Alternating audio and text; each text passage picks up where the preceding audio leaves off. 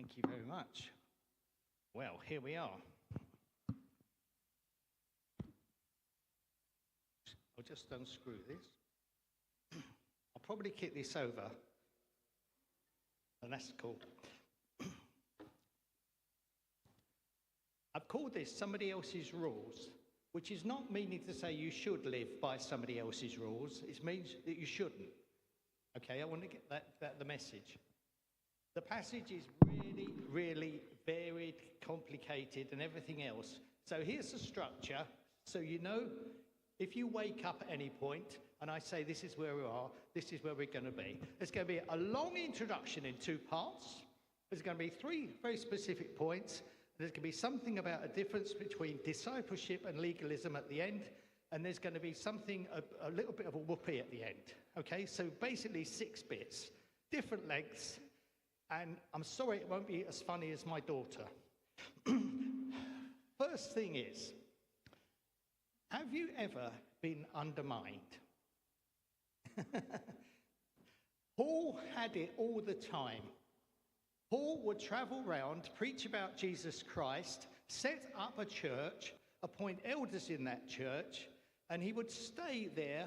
Well, he stayed with the Corinthians 18 months. He stayed with the Ephesians 3 years. And then he would move on, and that church would look after itself. He would send them letters. And in the meantime, other preachers from his team, like Timothy or Titus, would pop by, say things, etc. Lovely jubbly, until you had people come in and undermine the work that he was doing. I don't know if you've ever had that experience at work, at school, in your family, in things that you're trying to do. That feeling of being undermined. Well, Paul had it all the time. And he had to live with it as a church leader. And he had to walk with God with it. And he had to trust that God would support him, bless him, and keep him despite all of that. Now, the particular form of undermining that he had is that he said, Jesus Christ and trust in him is all that you need. And then other people came along and said, well, we believe in Jesus Christ. We should. But, you know, this started off as a Jewish thing. So what you have to do, you have to have Jesus Christ, plus you have to keep all the ritual laws, like how to slaughter an animal, and you have to keep all the food laws. You can eat this and you can't eat that. And then you'll be a proper Christian. And Paul comes back and says, no, no, Christ alone. If you do that, you are undermining the very foundation that I spent all my hard work building. I'm not having it, he says. And if you want to know something about the first 6 verses, it gets really, really aerated. It gets very aerated because for him, it's a matter of spiritual life and death. You get saved by Jesus. You don't get saved by your own efforts. For goodness sake, he says, grow up, wake up, and see what's happening. And what he does in the second half of the passage, and that was point 1, by the way, is this. He says, you need to follow Jesus, but these others say, well, Christ, yes, but you have to keep the old rules as well. Somebody else's rules coming on. And what he's trying to say when he talks about Abraham, because it's a bit complicated, and even though I'm a theologian, I can't really be bothered to give you a verse-by-verse thing, because we'd all be asleep, even me. But this is how it happened. When God started to sort out the world, he took a man who was admittedly Semitic, but not properly Jewish, called Abraham. He said, go and move country, go and live there in Palestine, and I'm going to bless you amazingly. And I'm going to bless you so much that anybody who is associated with you is going to be blessed. And guess what? That's everybody. That's not just Jewish people. That's not just people from your family. That's absolutely everybody. My vision is for everybody in the world to come to know me as God and Father by their association with how you got to know me. Now, how did Abraham get to know God? By faith. When God spoke to him, it's really quite simple. He believed God. He took God at his word. And God said, brilliant, that's enough. And loads of people might say, well, is that all you got to do? You've just got to trust. Flipping heck, that's not good enough. Well, actually, it was. And what Paul is saying, when I preach to you Galatians and everybody else, right, this is how it is. I'm connecting you with that promise that goes way, way, way, way, way, way, way, way back to Abraham.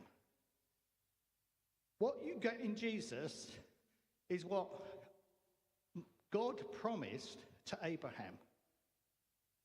You're the same people. You're integrated into Abraham's family. So that's the first point. But the second point is this. As it goes on, 400 years later, that the Israelites were in slavery, this group of people that had grown. And I don't know if you thought about the effect of 400 years of slavery on an entire nation. Imagine them letting them free. Okay, God, I'm rescuing you from slavery under Moses. Now, I'm going to let you free. Guess what would happen if there were no boundaries? They'd be all over the place. They would be causing havoc. In fact, you have concrete evidence of that, because when Moses disappears up the mountain for 40 days, it doesn't take them 40 days before they're partying, they're reveling, they're disobeying virtually everything he's told them. And so God providentially introduces to them the law, a set of boundaries which does a number of things for them, such as lets them know what it is that he values. He values human life, property, fidelity within marriage. So he says, okay, this is what I want you to do. I'm going to set up some things that are really important to me, and I want you to follow them. So no murder, no theft, no adultery, no lying in court, and a whole bunch of other things, which, like the sacrificial laws, because I want you to understand that your sin is really serious. I don't take it lightly. I'm not going to just brush over it and say, oh, it didn't matter. It's really serious. And I want you to keep that. And why did he do that? Well, for this, I think I probably have to make a confession. If we can have the next slide, please. No, let's move on. I'm going a bit faster because it's hot. I'm even going faster than that. Can we go a bit faster? That's it. I've got a confession to make. I've had 5 electric shocks from the mains in my life. Can I describe to... I know that electricity affects everybody differently. When I was at school, did you do that Van de Graaff generator thing where you held hands? Well, I was one of the last 2 standing, okay? And it's fortunate because having had 5 electric shocks from the mains, on paper I probably shouldn't be here. But the very first one, I think I was probably about 6. And back in my day, you had pencils and you had a metal cap that you had on them.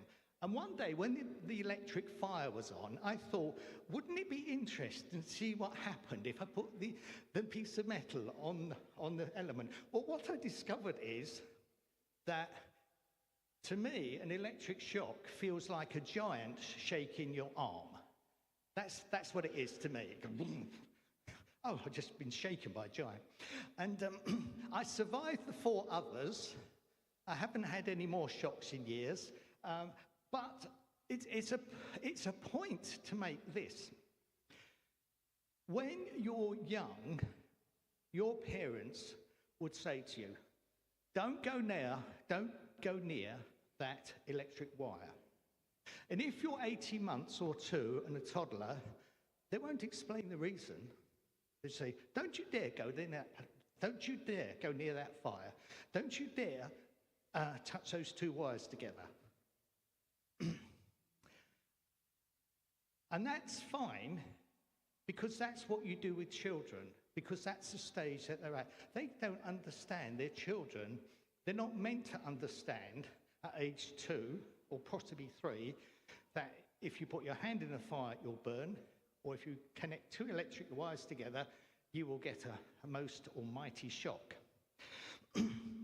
But the whole point of being a child is that you grow up. And basically, that was what the law was for Moses. It was taking people who were spiritually infants, who'd been slaves for 400 years, who had no boundaries, and to form them into into a nation. It was saying this: what I want you to do this, do this, do this. These are my values, but I don't want you to. So eventually, as you grow, you will come, as you grow up spiritually, you'll come to understand why. But basically, we have to make a start somewhere, because spiritually you're infants, and therefore do this, don't do that.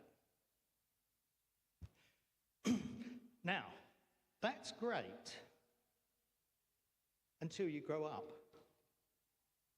Imagine an 18-year-old going up to their parents saying, Mum, is it all right if I put my hand in the fire?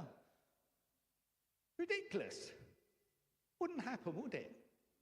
Why? Because by the time they have grown up, you would expect that they would actually understand, well, of course you don't put your hand in the fire. Of course you don't play with electricity. Except in my case, I was still getting my shock, so into my 20s. But that's another matter. We'll park that one, shall we? And this is really what Paul is saying here in this passage. He's saying these laws that God gave to the Israelites were to get them to a stage where they could gather around them as a group of people, have these boundaries, and begin gradually to grow up into a sense of understanding them. And so there's a developmental stage through the Old Testament where it begins with do this, do that. And by the time you get to the prophets, Isaiah, Amos, Micah, all those, they're beginning to talk more and more and more, though it's not absent in Deuteronomy, of what's going on in our hearts. And they begin to say things like, well, you know, you bring me your sacrifice, like it said back in the law, but your hearts are a long way from me. and even their moral behavior on some occasions was so bad that the prophet said, well, I want you to stop bringing these sacrifices. It's a waste of time. Because you're still stealing, committing adultery and murdering. What's the point of these sacrifices? Just don't give me any more sacrifices till you got your life sorted out. There was a gradual process of growth. Now, by Paul's time, what had happened is that the Jewish people had been through a process where they had to go into exile because, to be honest, increasingly they took less and less notice of what God had to say. From the book of Judges onwards, it's largely a story of decline, with a few high points like Josiah and Hezekiah, but most of it's pretty rubbish in terms of following God. And so when people came back from exile, after a long period of time, many of those who are Jewish people felt we really need to get this seriously. We understand that we have disobeyed God. We feel that our ancestors have messed up big time. And so consequently, what happened is they began to take the law very, very seriously. And this is where there's some subtlety, because of course God and his values are important. But then what they started to do is they started to say, well, it's so important to keep the law, we better have laws around the laws. And so we ought to add extra laws to make sure that we don't actually miss out on keeping the law that God wanted.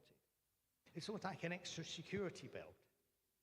And then they started to impose these on other people. And it became a sort of oppressive thing. I think the best example I can use is that of scaffolding. If there's a picture there coming up. Now, scaffolding, we all know, is there to, at the beginning of a building, you put it around a building in order to help the building to grow, but you do it with a view that eventually it won't be there. Who wants to live in a house surrounded by scaffolding? Well, actually, my granddaughter did when Tamsin was doing up their house, because you could swing around it like a monkey. But that's a different reason. Apart from that, we build a house with scaffolding with the purpose and with the vision that one day all that will be gone. Well, there's a spiritual equivalent as well, if we can possibly have that one up. Imagine God is forming us into the image of Christ. Sometimes we need scaffolding around us, practices, things that we do, prayer, reading the Bible, and everything else, and that's fine. But we have to realize that scaffolding is there to help, not to harm. And what was happening in Paul's time was that many people were saying, you come to God through Jesus, but you have to keep all these other stuff as well. It's almost like they were sticking extra bits of scaffolding in, which had no structural purpose whatsoever. That's almost like what they're doing. Okay, and the scaffolding that they were trying to give, the spiritual scaffolding, the laws that they were trying to lay on people, weren't liberating them to know Jesus and to be free. They were constricting them. You see, that Jesus on the screen would look so much better without the scaffolding. Wouldn't he? So much better. And what Paul is trying to say is this. Way back at the beginning, it began like this with Abraham. You put your faith in God and in his goodness and his kindness, and it will make something of you. There has been a long story through which he had to introduce the law and all these regulations and everything else, but it was temporary. It was like bringing a toddler up. It was like scaffolding on a building, because it's eventually leading right back. This great arc goes right over. It starts with Abraham here, and it goes right over the law, and it ends up with you and me knowing Jesus Christ personally. And that's why Paul is so passionate in this passage about knowing Jesus Christ through faith, and please, nobody else's laws.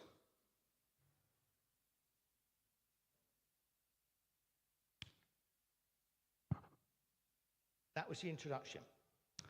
3 points. Why would it be that once we have been introduced to Jesus by faith and by his grace and kindness, that we would go back to, as Rich brilliantly described it a couple of weeks ago, Jesus plus something? Why would we do that? And the reason I'm asking that question is because I think there may possibly be a tendency within ourselves to slip away from grace. And I'm going to give you 3 reasons. And I'm told that the animations that I work so hard on don't work in this program, so I'm sorry about that. But they were flying in. You've got to imagine they fly in, they crept in, they swiveled, they swirled. Anyway, they're just there. But the first one is this: insecurity. Is it really enough? Is Jesus really enough to sort out all the mess in my life? To take all the sin? I mean, do you really know what I've done Do you really know how bad I am? And then to release me, to give me freedom, is he really enough? Perhaps I need a belt and braces. Perhaps I need something extra. You know, this is a problem that the Israelites had when they went into the promised land. Classic example. Their God was a God of battles who had got them out of Egypt. They knew him as Yahweh, and he's the God who fights your battles. Brilliant. But when they went to Canaan, they became a settled people. And there they found the Baals, the gods of the soil and the earth, the fertility gods. And they thought, oh no, let's hedge our bets. Let's keep it safe. We'll worship Yahweh because he got us here. But we'll also worship the Baals because, well, we need the crops, don't we? Let's back both horses at once. It's called syncretism. And sometimes we are tempted, aren't we, to add something on because we feel insecure. You see, faith in Jesus is a risk. I put my faith in Jesus. Faith involves a risk. It involves uncertainty. It involves a not guaranteed outcome until I reach eternity. You can't get rid of that element of it. So the first question to ask is there any way in which I feel insecure about my standing with God? It's a good question to ask. Maybe a good question to come for prayer for later. The second one is pride. If we're English, we're not very good at receiving, are we? You know, Rich touched on this a couple of weeks ago. You know, if somebody gives us a gift, oh, what can I give you? We want somebody to, we don't want to feel that we're in somebody's debt. We don't want to feel like we owe somebody something. And there could be a tendency because of our pride to say, well, actually, Jesus has saved me from my sin. Well, okay, so what should we do now? Oh, well, I have to put him in my debt and somehow feel that God owes me to look after me because now he's forgiven my sin. I'm going to be a really good Christian and then God will owe me and it'll be a fair deal. And you know, the thing about faith is that we receive. We receive. And it's not Christ plus. So it's worth asking. Sometimes do you feel that you're slipping into, and God owes me situation? And the third one is the next page. The sad thing in the day of Paul was that people were using the imposition of the law on other people as a form of religious control. We were here first, it's our rules. Oh, crap, have I heard that in a church before? I've been in 9 different churches. I'm sure I've heard that before. We were here first. You want a church to grow, you have to allow the new people who come to change it. Full stop. We were here first was very much the cry of those people who are trying to impose additional Jewish laws on these Galatian Christians. And sometimes, let's face it, if we feel that we've been following Jesus for a long time, that we might begin to compare ourselves to others and say, well, I've made more sacrifices than many of these people. You know, they're just lightweights. So easy. And we forget that everything that we receive comes from God's grace and God's kindness and God's gift alone. Because it's so hard to learn how to receive. And that's something that we need. Which is why we need to understand the difference between legalism, which is following somebody else's rules, and discipleship.